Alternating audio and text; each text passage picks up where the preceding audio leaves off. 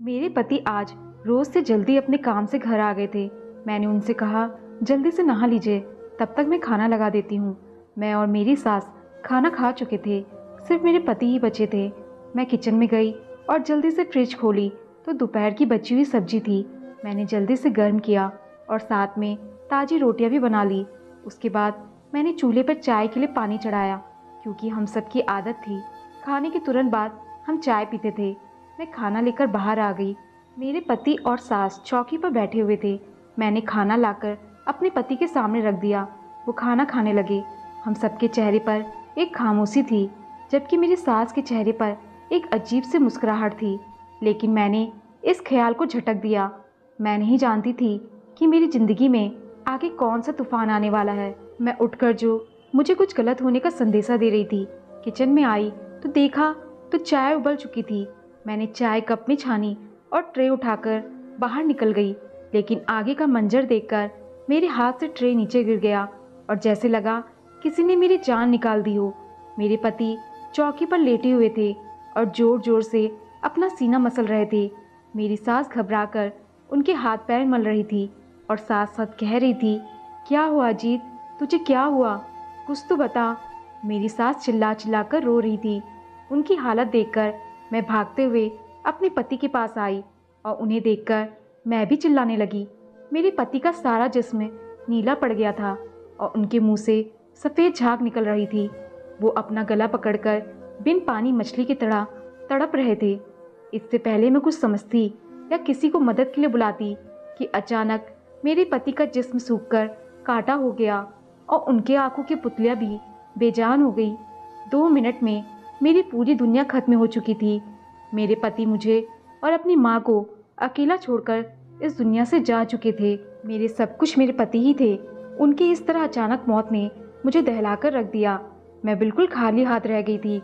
उनके अलावा मेरे आगे पीछे कोई नहीं था। हमारे घर का शोर सुनकर पड़ोसी और मोहल्ले वाले भी हमारे घर आ चुके थे और आगे का मंजर देखकर वो भी हैरान हो गए। अचानक मुझे अपने आसपास का घुटन महसूस हुआ और मेरी आंखों के सामने अंधेरा छा गया। मुझे अपने आसपास की सभी चीज़ें चकराती हुई महसूस हुई। मैंने दीवार का सहारा लेना चाहा, लेकिन मैं अपना सुध-बुध खो बैठी थी और अगले ही पल में मैं अपने शरीर के सारे वजन के साथ ज़मीन पर गिर गई। मुझे होश आया तो मैंने खुद को अपने कमरे में पाया। मेरा सर अभी भी भारी था।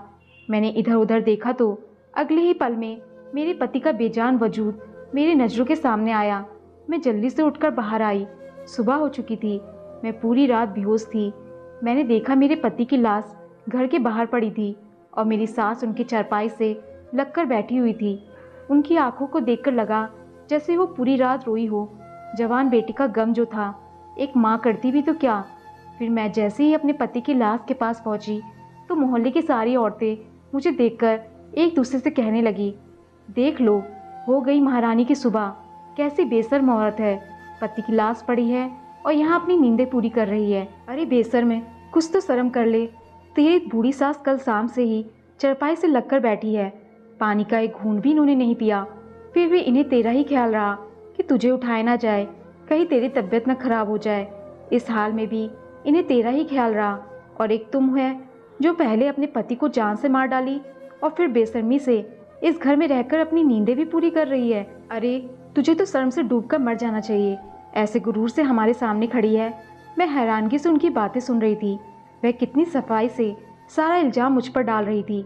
मैं इसी सोच में थी। फिर मैं अपने पति के पास जाने लगी। चरपाई तक पहुंची ही थी कि मुझे लगा जैसे मेरा बाल कोई खींच रहा हो। मैंने जैसे ही मुड़कर पीछे की तरफ देखा तो मेरी सास मेरा बाल मुट्ठी में पकड़कर खींच रही थी। उन्होंने मुझे किसी अछूत की तरह खुद से दूर फेंका। मैं जाकर दरवाजे के पास गिरी। अपने आप को किसी तरह संभालते हुए मैं फिर से चरपाई के पास जाने लगी। तभी मेरी सास मेरी तरफ आई और उन्होंने एक जोरदार थप्पड़ मेरे मुंह पर मारा। मेरा मुंह लाल हो गया, गाल सूज गया और होंठ फट गए और खून बहने लगा। अभी मैं ठीक से संभल नहीं पाई थी कि उनकी बातों ने मेरे पैरों तले से ज़मीन खींच ली। वो कह रही थी कि मेरी नज़रों के सामने से दूर हो जाओ, तुम मेरे बेटे की कातिल हो। जब से मेरी बेटी की ज़िंदगी में आई हो उसकी ज़िंदगी नर्क से बदतर बना दी और फिर भी तेरे कलेजे को ठंडक नहीं पड़ी कि तूने इसकी जान ले ली। मैंने उनके आगे हाथ जोड़कर कहा, मैंने कुछ नहीं किया, मैंने इनकी जान नहीं ली। मैं ऐसे क्यों करूँगी भला? वह मेरे पति थे। आप मुझे उनके पास जाने से ना रोके, लेकिन मेरी सास पर मेरी किसी बात का असर ना हुआ। उन्होंने मुझे बाजू से पकड़ा और गेट के पास ले जाकर धक्के मार मुझे बाहर निकाल दिया। मेरे ऊपर विपत्ति का पहाड़ टूट पड़ा। एक तो पति से जुदाई और दूसरा घर से बेघर हो गई थी। मैं गेट के साथ लगकर रोने लगी। मैं काफ़ी देर तक वहीं पर खड़ी रही, लेकिन अंदर वाले सब पत्थर दिल हो चुके थे। मैं टूटे हुए दिल के साथ सड़क पर चलने लगी। मेरा और कोई ठिकाना नहीं था। जाती तो कहाँ जाती। अचानक मुझे एक औरत की आवाज़ सुनाई दी। वो कह रही थी कि भगवान के नाम पर कोई तो मेरी मदद करो, कोई तो मुझ पर रहम करो। मैंने देखा, मेरी साड़ी के आंचल में बंधा उस वक्त मेरे पास 1000 के नोट थे। मैंने वो नोट उस औरत को दे दिया। उस औरत की गोद में एक छोटा सा बच्चा जो रो रहा था, शायद उसको भूख लगी हुई थी।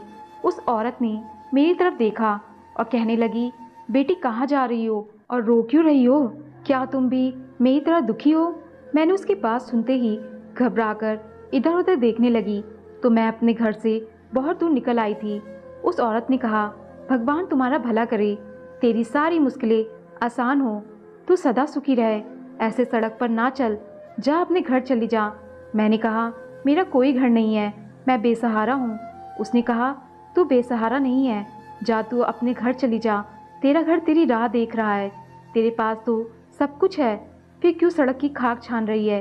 तू तो मलिका है, जा अपना घर संभाल, अपने घर जा, वहाँ तुझे ऐसी खुशी मिलेगी कि तूने कभी सपने में भी नहीं सोचा होगा।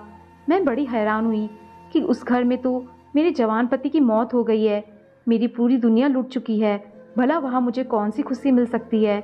हालात के आगे मजबूर होकर मैं अपने घर की तरफ जाने लगी और सोचा, जाकर देखूँ तो सही कौन सी खुशी मिलने वाली है। और खुशी नहीं भी मिली तो एक बार फिर से मैं अपनी सास के पैरों में गिर जाऊंगी। हो सकता है कि उनको मुझ पर रहम आ जाए और वो आखिरी बार मुझे अपने पति से मिलने दे।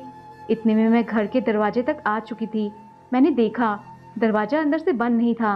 मैंने धड़कते दिल के साथ घर का दरवाज़ा खोला, पर दरवाज़ा खुलते ही सामने का मंजर देख मैं हैरत से दंग रह गई। मेरा पूरा शरीर कँपकँपाने लगा। मेरा नाम रोशनी है, मैं एक छोटे से शहर में रहती हूँ। मेरे साथ मेरे पति और मेरी सास रहती है। अभी मेरी उम्र 32 साल है। यह बात उस वक्त की है जब मैं 21 साल की थी और शहर के सबसे अच्छे कॉलेज में पढ़ा करती थी। मुझे पढ़ाई में कुछ खास दिलचस्पी नहीं थी, लेकिन पापा की सख्ती की वजह से मजबूरी में पढ़ रही थी। मेरे पिता एक मशहूर बिजनेसमैन थे, लेकिन उनका रवैया हमारे प्रति शुरू से ही काफ़ी सख्त था। मैंने अपनी पूरी ज़िंदगी में उन्हें कभी मुस्कुराते हुए नहीं देखा था। वह हर वक्त गुस्से में रहते। ऐसा नहीं था कि इसकी कोई वजह थी, वो स्वभाव से ही ऐसे थे। मैं इनकी एक लौती बेटी थी, लेकिन फिर भी उन्होंने मुझसे कभी प्यार से बात नहीं की। वो मेरी हर छोटी से बड़ी ज़रूरतों का ख्याल करते, लेकिन मैं उनके गुस्से से परेशान थी। मैं और मेरी माँ हमेशा फूंक फूंक कर ही कदम रखते थे और इस चीज़ का ख्याल रखते कि कोई भी बात उनकी मर्जी के खिलाफ ना हो। मेरी माँ भी पढ़ी लिखी औरत थी। मुझे मेरे पापा के रवैये ने अपने घर वालों से दूर कर दिया था। हद से ज़्यादा सख्ती भी इंसान को अपने से दूर कर देती। मेरे साथ भी कुछ ऐसा ही हुआ। उस दिन जब मैं कॉलेज से घर आई तो मेरे पापा के बिजनेस पार्टनर अपनी फैमिली के साथ हमारे ड्राइंग रूम में बैठे हुए थे। मेरे पापा के बिजनेस पार्टनर अक्सर हमारे घर आया जाया करते थे। मैंने खाना खाया और सो गई। शाम को सोकर उठी तो माँ ने बताया कि तुम्हारे पापा ने तुम्हारी शादी अपने बिजनेस पार्टनर के बेटे आशुतोष से तय कर दी है और अगले कुछ दिनों में तुम्हारी सगाई होने वाली है और उसके बाद शादी। उनकी बातें सुनकर मुझे ऐसा लगा कि किसी ने मेरे तन बदन में आग लगा दी हो। मैंने माँ से इसका विरोध किया तो माँ ने कहा, खबरदार, जो उल्टी सीधी कोई हरकत की, अपने बाप के गुस्से से वाकिफ हो ना तुम, इसलिए कोई भी हंगामा करके अपने और मेरे लिए कोई मुश्किल ना बढ़ाना। मैं गुस्से से अपने कमरे में चली आई और अपना फ़ोन लेकर तुरंत अजीत को फ़ोन मिलाया। रो रो कर उसे कहने लगी कि पापा मेरी शादी ज़बरदस्ती अपने बिजनेस पार्टनर के बेटे से करवाना चाहते हैं। तुम जल्दी कुछ करो, क्योंकि मैं तुम्हारे अलावा किसी और से शादी नहीं कर सकती। अजीत ने कहा, तुम फिक्र मत करो, मैं जल्दी ही कुछ करता हूँ। मैं बहुत परेशान थी। दरअसल मैं अपने क्लासमेट अजीत से प्यार करती थी। अजीत दिखने में ठीक ठाक था। उसका ताल्लुक एक मिडिल क्लास घराने से था, लेकिन मैं उसके लिए कुछ भी कर सकती थी क्योंकि वो बहुत अच्छा था। उसके घर पर सिर्फ उसकी माँ और वो रहते थे। उसके पिता बहुत पहले ही गुजर चुके थे। उसकी बड़ी बहन थी जिसकी शादी बहुत पहले ही हो चुकी थी। अजीत के पिता का एक छोटा सा कारोबार था जिसको अब अजीत ही संभालता था, लेकिन मुझे इस बात से कोई ऐतराज नहीं था क्योंकि मैंने कभी भी अपने पैसे पर घमंड नहीं किया कि मैं अपने बड़े बाप की बेटी हूँ। दिन ऐसे ही गुजरते गए और मेरी सगाई आशुतोष से हो गई, लेकिन मैं इस शादी से खुश नहीं थी। धीरे धीरे करके मेरी शादी का दिन भी आ गया। मेरी शादी के एक हफ्ते पहले अजीत और उसकी माँ मेरे लिए रिश्ता लेकर आए थे। यह सब देखकर मेरे पिता ने उनको बेइज्जत करके घर से निकाल दिया और मुझसे मेरी मोबाइल भी ले लिया। मैं बहुत ज़्यादा उलझन में थी कि अब मैं क्या करूं। जिस दिन मेरी शादी थी उस दिन लगभग 2 बजे मुझे माँ ने मेरी सहेली को मेरे साथ भेजते हुए कहा, टाइम से घर आ जाना। मैंने सहमति में अपना सर हिला दिया। तैयार होने पार्लर जाना था और दोनों सहेलियां गाड़ी में बैठकर पार्लर जाने के लिए निकल गई। मैंने जल्दी से अपनी सहेली के हाथ से मोबाइल ली और तुरंत अजीत के पास फ़ोन मिला दिया। अजीत ने पहले बहुत नाराज़गी जताई कि तुम्हारे पापा ने हमारे साथ अच्छा नहीं किया, उन्हें मेरी माँ की बेइज्जती नहीं करनी चाहिए थी, लेकिन फिर भी मैं तुम्हारी खातिर सब कुछ भुला देता हूँ। तुम मुझे बताओ कि अब मुझे करना क्या है। मैंने अजीत से कहा, अब हमारे पास एक ही रास्ता है कि हम दोनों भागकर कोर्ट मैरिज कर ले। मैं पार्लर में हूँ, तुम आओ और मुझे जल्दी लेकर जाओ। हम आज ही कोर्ट मैरिज कर लेते हैं। अजीत ने कहा, क्या यह सब ठीक होगा? मैंने कहा, सब कुछ ठीक ही होगा। मैं उनकी इकलौती बेटी हूँ। धीरे धीरे करके वो सब कुछ भुलाकर मुझे अपना लेंगे। अजीत ने कहा, अच्छा ठीक है, मैं तुम्हारे पार्लर के आसपास ही खड़ा रहूँगा, तो मुझे फ़ोन कर देना। पार्लर के बाहर पहुँचते ही मैंने ड्राइवर को बहाने करके घर भेज दिया। उससे कहा, मेरे लहंगे का मैचिंग दुपट्टा घर पर ही छूट गया है, आप मुझे वह लाकर दे दीजिए, तब तक मैं तैयार होती हूँ। ड्राइवर के जाने के बाद मैंने तुरंत अजीत को फ़ोन मिलाया और उससे आने को कहा। वह अगले ही पल मेरे पास आ गया। मैंने अपने दोस्त को सब कुछ समझा दिया था और उसके बाद मैं अजीत के साथ चली गई। हम दोनों ने मंदिर में जाकर शादी की और उसके बाद अजीत की दुल्हन बनकर उसके घर आ गई। मैं ये नहीं जानती थी कि मैंने यह कदम उठाकर कितनी बड़ी गलती की है। उधर जैसे ही मेरे माँ बाप को मेरे लापता होने की खबर मिली तो उन पर सातों आसमान एक साथ ही टूट पड़े। उन्होंने कभी सोचा भी नहीं था कि मैं ऐसा भी कुछ कर सकती हूँ। मेरे घर तो कयामत आ गई थी। मेरे पापा उसी वक्त मुझे जान से मारने के लिए निकले, लेकिन माँ ने उनका पैर पकड़कर कहा, इतना गुस्सा मत करिए, वह हमारी एक लौती बेटी है। भले ही आप उसे माफ़ ना करें, लेकिन उसे बख्श दे, उसके साथ ऐसा कुछ ना करे। माँ की लाख समझाने पर पापा किसी तरह माने। मुझे अजीत के घर आए 1 हफ्ता हो गया था, लेकिन मेरे मायके में खामोशी थी। मैं ना समझ सकी कि तूफान के आने के पहले हर तरफ खामोशी होती है। मैं सुकून से अपने ससुराल में ज़िंदगी गुजार रही थी। मैंने अपनी पढ़ाई छोड़ दी थी, लेकिन अजीत ने अपनी पढ़ाई जारी रखी और साथ साथ वो अपना काम भी करते थे। मेरी सास आस पड़ोस से कपड़े सिलाई करती थी। मैंने भी उनके साथ रहते रहते सिलाई सीख ली थी। मेरे ससुराल वालों की स्थिति बहुत अच्छी नहीं थी। मुझे शुरू में परेशानी हुई, लेकिन धीरे धीरे मैं यहाँ एडजस्ट हो गई थी। इसी तरह हमारी शादी को 6 महीने गुजर गए। मुझे महसूस हुआ कि मेरी सास का रवैया मेरे साथ कुछ अजीब सा होता जा रहा है।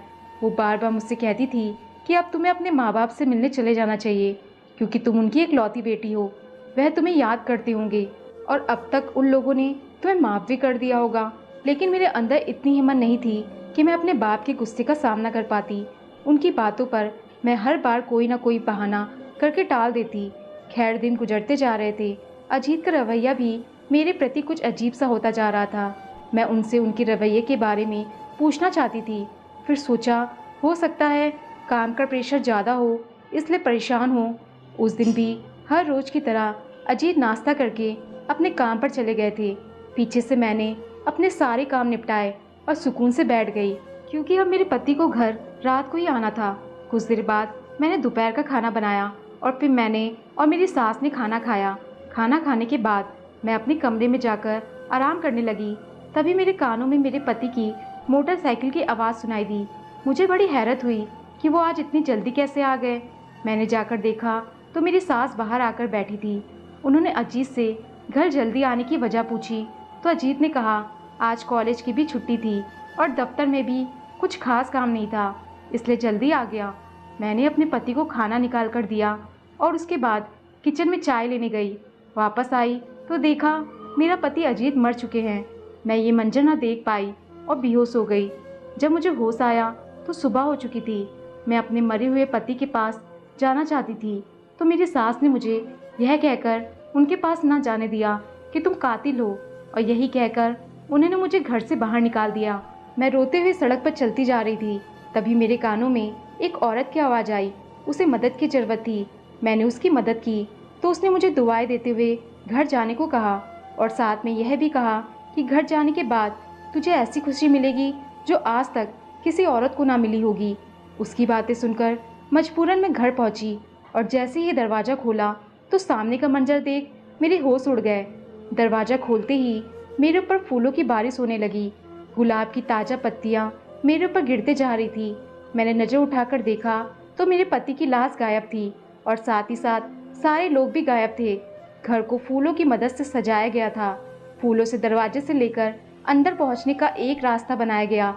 यह सब देखकर मैं बड़ी हैरान हुई कि यह क्या है।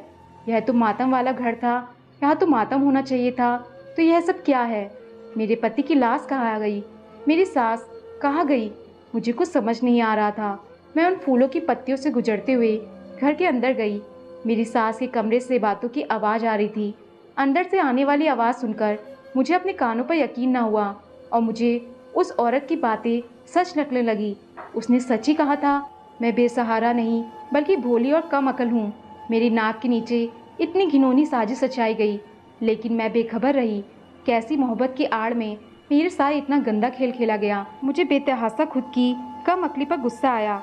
मैंने कैसे एक शख्स को इतना मौका दे दिया कि वह आकर मेरी ज़िंदगी से खेल गया। मेरी सास मेरे पति से कह रही थी, सारी तैयारियां हो गई है, तुम जाओ और उसे कहीं से भी ढूंढ कर लाओ। मेरे पति ने कहा, मैं तो उसकी नज़र में मर चुका हूँ, वह कैसे आएगी मेरे साथ? फिर मेरी सास ने कहा, वो बहुत भोली है, तुम उसके सामने कोई बहाना कर देना, कह देना कि मैं बेहोश हो गया था तो लोगों ने मुझे मुर्दा समझ लिया। तो इसमें मैं क्या कर सकता हूँ? कुछ भी करके किसी भी कीमत पर उसे वापस लेकर आओ। तुम जानते हो ना कि जिस मकसद के लिए तुमने उससे शादी की थी वह अब आकर पूरा हुआ है। अब उसे ऐसे तो नहीं जाने दे सकते ना।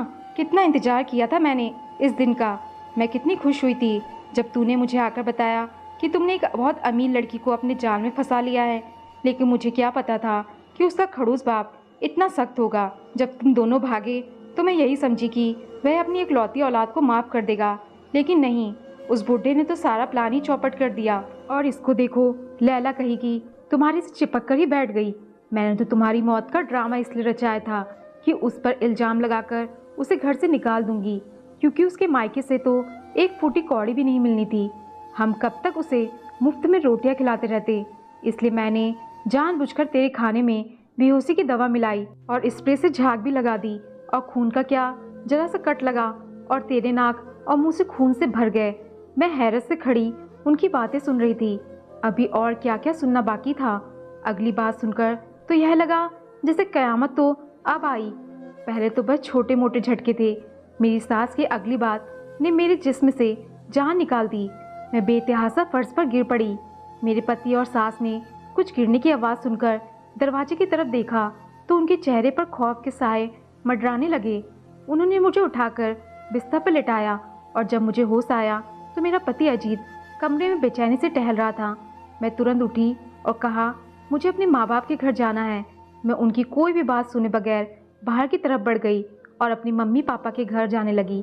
वहाँ पर पहुँची तो पता चला कि मेरे पापा एक हफ्ते पहले ही इस दुनिया से चल बसे और अपनी पूरी प्रॉपर्टी मेरे नाम कर गए। मेरी माँ मुझे देखते ही मेरे गले लगकर रोने लगी। यही हाल मेरा भी था। दरअसल अजीत ने मुझसे दौलत की लालच में आकर शादी की थी।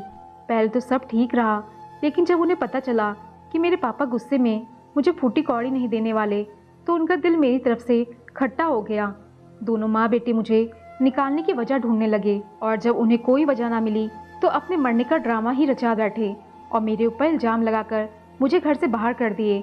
पर मेरे घर से जाते ही उन्होंने किसी से खबर सुनी कि मेरे पापा मर गए हैं और अपनी पूरी प्रॉपर्टी मेरे नाम कर गए। तो यह खबर सुनते ही मेरा पति उठकर बैठ गया। मोहल्ले वाले कुछ तो डर गए और कुछ ने वजह जानने की कोशिश की, तो उन्हें ऐसा महसूस कर आया कि उसे तो कुछ याद ही नहीं। सबने यही समझा कि हमारी ही गलती है। हमने बेहोशी को मौत समझ लिया। एक एक करके सारे लोग वहाँ से चले गए। मेरी सास और मेरे पति प्रॉपर्टी के लालच में अब मुझे वापस लाना चाहते थे ताकि मेरी पूरी प्रॉपर्टी अपने नाम करवा सके, और इसलिए उन्होंने मुझे खुश करने के लिए मेरे स्वागत का पूरा इंतजाम किया। लेकिन मैंने भी फैसला कर लिया था कि मैं उन्हें कभी माफ़ नहीं करूँगी। शाम होते ही मेरे पति और मेरी सास मेरे घर आए और मुझसे माफ़ी मांगने लगे, लेकिन मुझ पर उनकी किसी भी बात का कोई असर नहीं हुआ। वह मायूस लौट गए। कुछ दिन बाद मुझे पता चला कि मेरी सास को उनके किए की सज़ा मिल गई और उनके पूरे शरीर में फालिस मार दिया। अजीत की भी हालत बहुत ख़राब थी। उसकी हालत देखकर मेरा दिल खून के आंसू रोता था। चाहे उसने मेरे साथ जो भी किया, लेकिन वो मेरी मोहब्बत था, इसलिए ना चाहते हुए भी मैंने उसे माफ़ कर दिया। मेरी सास और मेरे पति दोनों बहुत बदल गए हैं। उनकी ज़िंदगी से दौलत की हवस खत्म हो चुकी है। 2 साल बाद भगवान ने मुझे एक खूबसूरत बेटा दिया और मैं हंसी खुशी अपनी ज़िंदगी जी रही हूँ। दौलत की लालच इंसान को अंधा कर देती है। वो संभल तो जाता है, मगर ठोकर लगने के बाद। दोस्तों, आपको कहानी पसंद आई हो तो लाइक, शेयर और कमेंट जरूर करें, और चैनल पर नए आए हैं तो चैनल को सब्सक्राइब करना ना भूलें। धन्यवाद।